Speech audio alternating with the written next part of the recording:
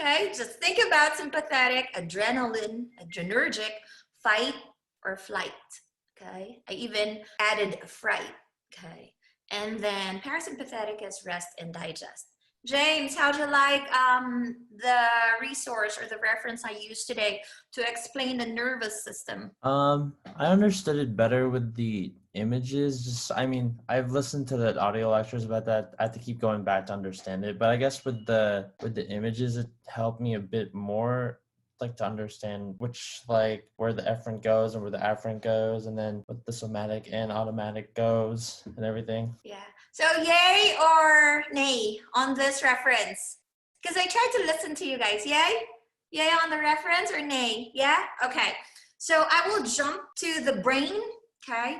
Parts and function of the fore, mid, and the hindbrain, and then functions of the brain, actually. Because he discussed the neuron, the nervous system already. Can you see when I jump to a different screen? Has your brain ever wondered what? You see that? Can you see the picture of the brain? Or is it, I'm stuck to the same video? What do you see? The video. Okay, perfect. Because I don't know when I share screen and I switch tabs, I don't know if it switches with, as I move on. Okay, let's see.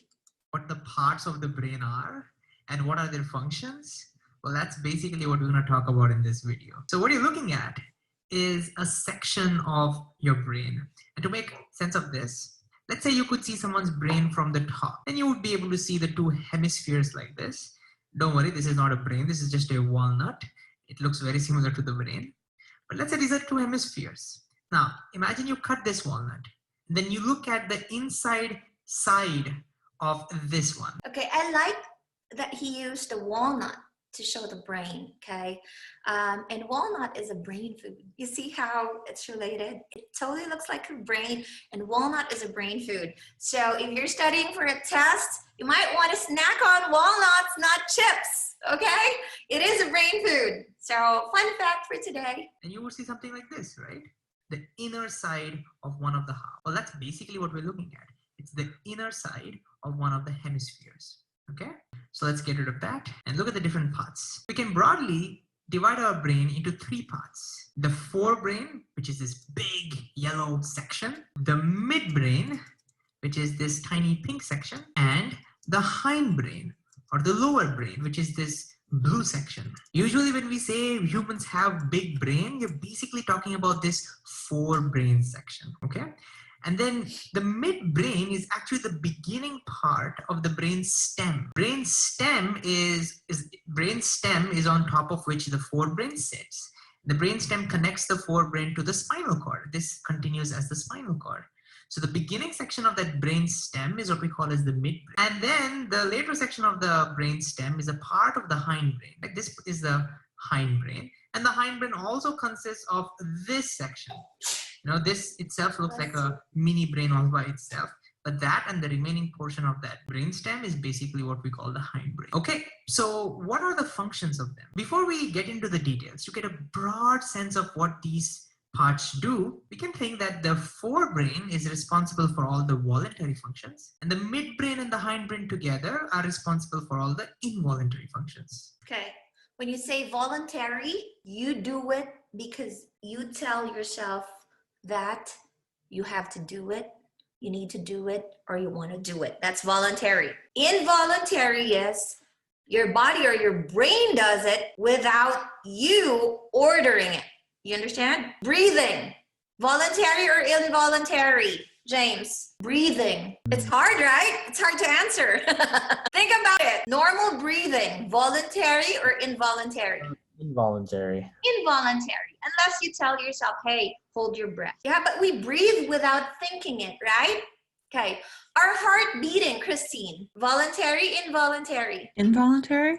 Involuntary. Do we tell our heart, hey, stop beating. Hey, beat now. Okay.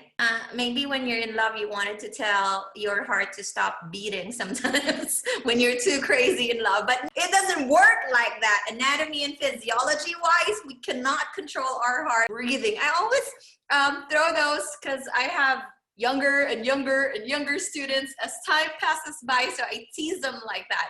But anyway, so involuntary for our heart beating, sweating, stormy. Voluntary, involuntary. Involuntary. Involuntary, you can't tell your body, hey, stop sweating, okay? I don't sweat very much. Even if I run on the treadmill, that is a problem. I'd like to sweat more, okay? A little bit more, because sweat, you excrete some of the toxins in your body by doing that too. So I really have to go to a sauna to sweat it out, okay? I'd run and run, very little will I have sweat, because that's involuntary, okay?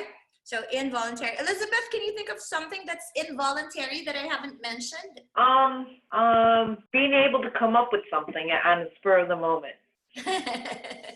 Yeah, okay. So did you feel like twitching on your eye when your eyes are so tired? Do you feel that twitching? Sometimes that happens to us. That's involuntary, right?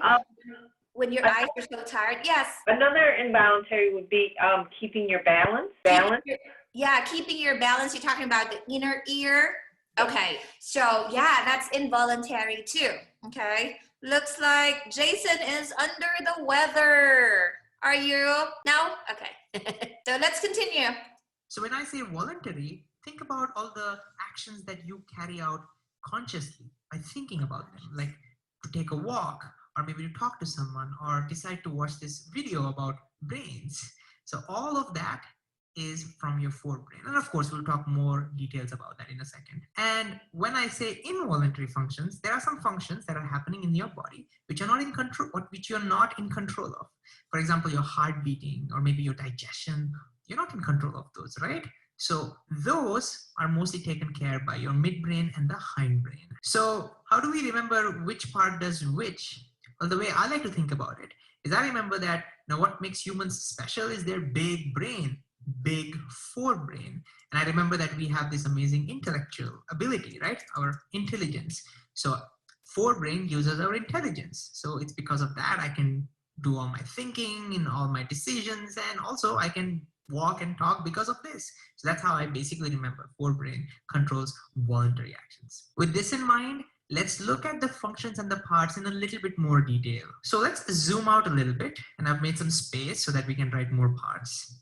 So let's start with the forebrain. If you look at the forebrain, you can again kind of see two sections of it.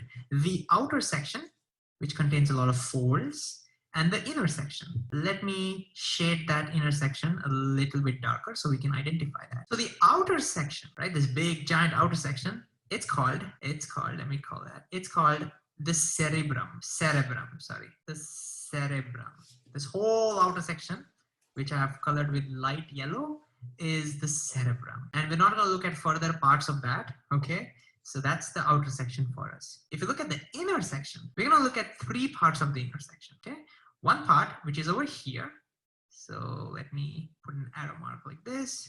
Then one part, which is a little below that, which I'm going to write over here somewhere. Yeah, let me write that over here. And this small thing that you can see, that one. These are the three parts that we need to remember, at least for our syllabus, okay? So this one, you know what we call that? That is called the thalamus. Let me use this color, okay? It's called the thalamus. And these are all Greek names, okay? So it will not make sense to us. But I looked up, thalamus kind of means an inner portion or inner region. And that's basically what this is, right?